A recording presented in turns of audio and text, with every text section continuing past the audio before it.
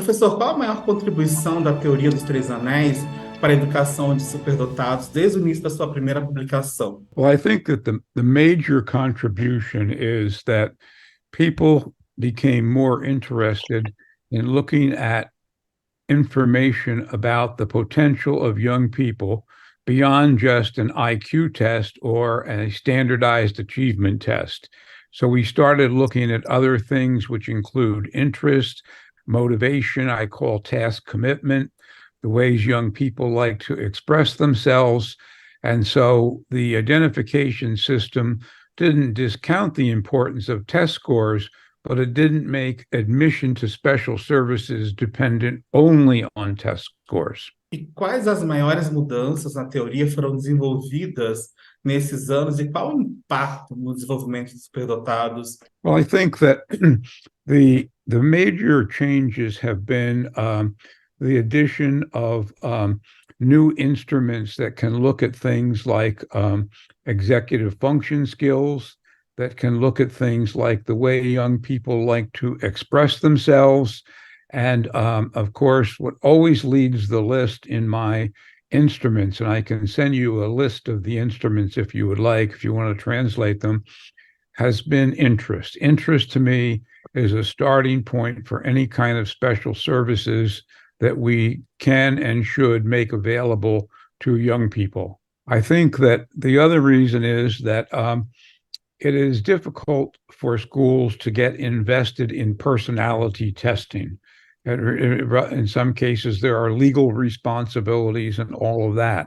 So I wanted to stay away from adding personality testing, but also to point out that personality characteristics and environmental issues, they interact with each other and they create the three rings.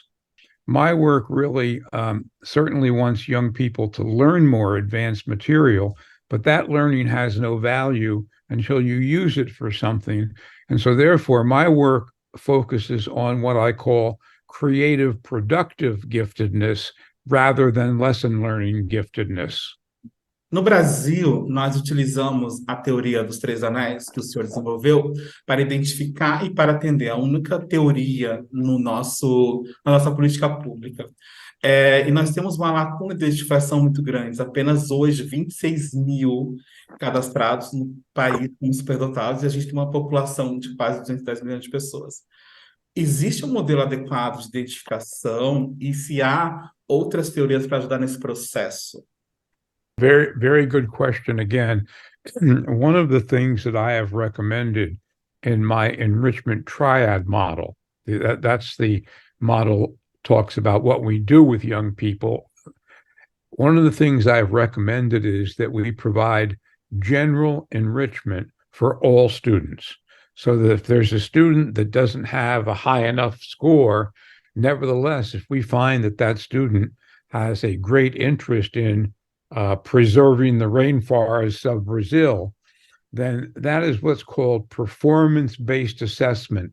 And that we're going to give that young person an opportunity to perhaps do some research or make a video or do a presentation or a dramatization to try to emphasize the greater protection of the rainforests of Brazil.